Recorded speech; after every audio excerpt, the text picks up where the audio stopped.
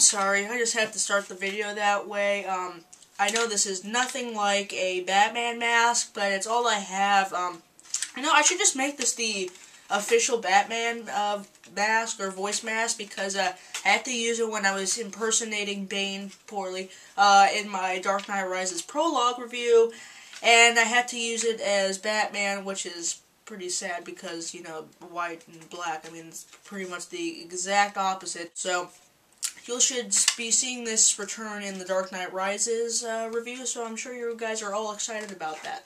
Anyway, like I promised, I am going to be reviewing the cinematic classic, or probably is by now at least, The Dark Knight, the sequel to Batman Begins and the second entry in the Christopher Nolan epic Batman trilogy. And now, the Dark Knight, I don't really have to talk about it in detail because 99.9% of the planet has seen it, as it has made over $1 billion.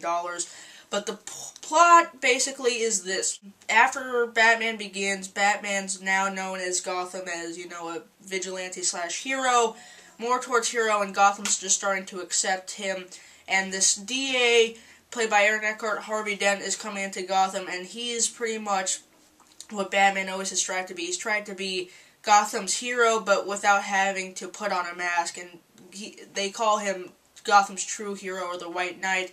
So him, Gordon, and Batman are really stepping up their game. They're really putting down and locking away criminals in Gotham until the madman known as the Joker, Heath Ledger himself, rest in peace by the way, and thrusts Gotham into anarchy and pretty much forces Batman to cross the line between vigilante and hero. The Dark Knight is a cinematic classic. Watching it again, especially on Blu-ray, it is a masterpiece of a film, and I definitely like it more than Batman Begins. As I said in my video, I love Batman Begins, but I do have a greater appreciation for this from watching it again.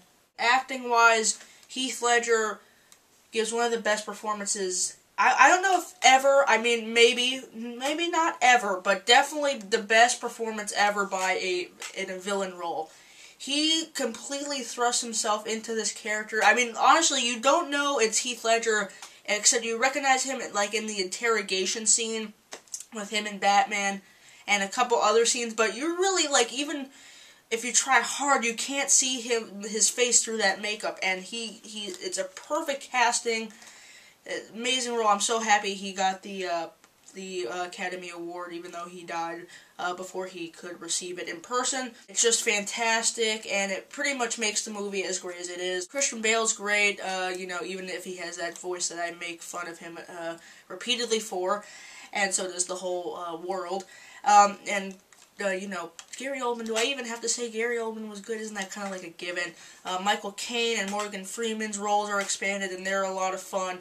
And Rachel Dawes, played by Maggie Gyllenhaal, replacement over Katie Holmes, which was an improvement, is also very good. And Aaron Eckhart as Two-Face is fantastic also. Performances all around are great. The thing I appreciate about The Dark Knight the most is, besides the fact that it really just created a new, comic book films don't have to be put into this box like of a certain type of film like the old Batman films have and the Spider-Man films have.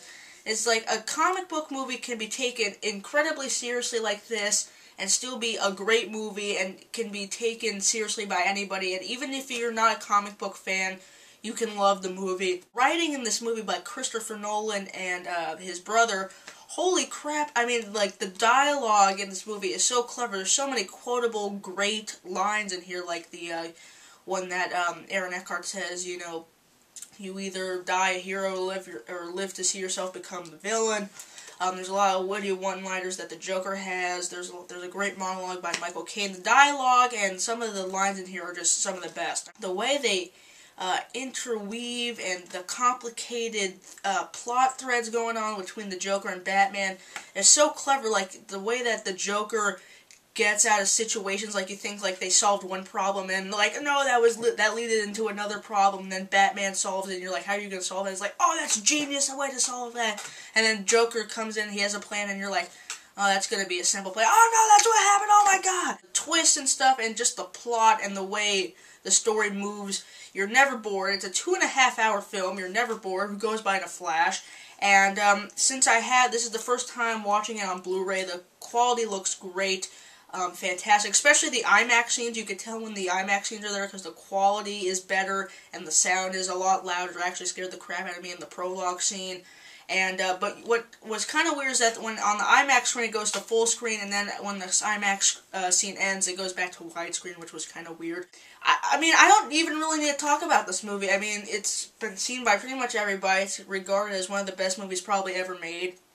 It's the best comic book movie, or I wouldn't even say comic book movie. It's the best.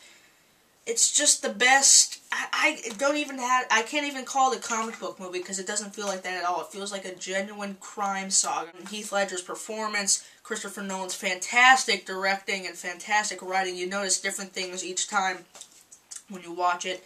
Have a great appreciation for it. I mean, just that scene where Joker, he sets up the traps for the judge and the commissioner, not Commissioner Gordon, but before he was when he was the lieutenant, and how that whole leads into the party scene. That's just my favorite. That probably is my favorite scene in the movie. It's just so intense and so brilliantly thought out. I was like, I gotta commend Christopher Nolan.